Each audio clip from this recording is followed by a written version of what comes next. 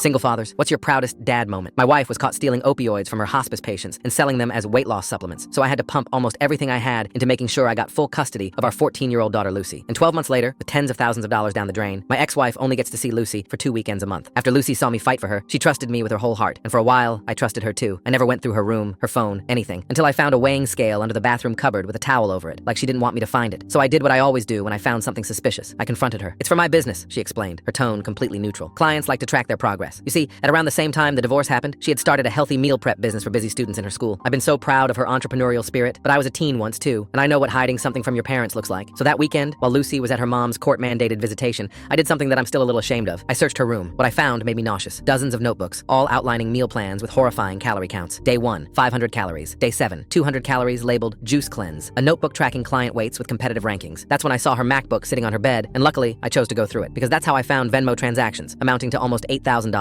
Discord screenshots from a group chat labeled Lucy's Angels with 11,000 members. In it were resources for how to curb hunger cravings, how to survive while your body shuts down with starvation, a spreadsheet on the most effective laxative brands. It was like a support system where everyone was fueling each other's ED. I couldn't understand how she had been hiding all of it from me for so long until I went through the conversation with her mom, because that's where I found the message from her mom that made me see red. "Remember our deal, 30% of profits, or I call CPS on you and your dad." Suddenly, all the new clothes from Urban Outfitters and Brandy Melville made sense. I heard Lucy's car pull into the driveway and quickly put everything back. My little girl, who used to bake cookies with me and donate them to neighbors, was now running an ED empire. Girls were being hospitalized. What if someone died? What if Lucy got arrested? When Lucy walked in, I was sitting at the kitchen table with her meal plan spread out in front of me. Her face went completely white. "Dad, I can explain." "Sweetheart, we need to talk," I interrupted, keeping my voice gentle despite my horror. "Help me understand how this started." She broke down sobbing. "I never wanted to do it, but Mom said if I didn't make her money, she'd tell the court you touch me. She's taught me everything. How to find vulnerable girls, how to make them compete their weights with each other, how to word things so it's not technically illegal." Her words hit me like a punch. "Since the divorce, I've been working so hard that I forgot to be there for my Lucy, and now I was paying the price." Lucy continued. "She has screenshots of the Discord with your computer's IP address all over it. Who's going to believe you didn't know?" she asked, voice shaking. That night, I called my lawyer immediately, and I recognized 3 of the girls' names. They were in Lucy's school, so I called their parents to see if they knew what was going on. One had heart arrhythmias, another with kidney issues, a third had attempted sewer slide because she was so fat she didn't want to be alive anymore. And I guess the whole thing made my head spin, because suddenly I found myself calling my ex-wife to see if I could reason with her one last time. I expected her to apologize, or at least be somewhat ashamed, but instead, she cackled like a witch. "Oh, did she tell you about our little business? Careful, Kevin. I have recordings of you drinking during Zoom calls. One edit and you'll look drunk at school events." Instead of involving the police, who would probably ruin Lucy's future, I fought to get her into intensive therapy. I cut my work hours to be home every day after school. My ex-wife Claire escalated her threats, showing up outside our house, filing false complaints with the school, telling family members I was enabling Lucy's entrepreneurial delusions. The first few weeks were brutal. Lucy barely spoke to me, crushed under guilt about the girls she'd hurt. The second month, she started opening up in therapy about her mom's manipulation. By the third month, she asked if we could cook healthy meals together, real ones, with normal calories. I was in the middle of making her a mass gainer recovery smoothie when we heard a knock on the door. It was CPS. Full story on channel, link below.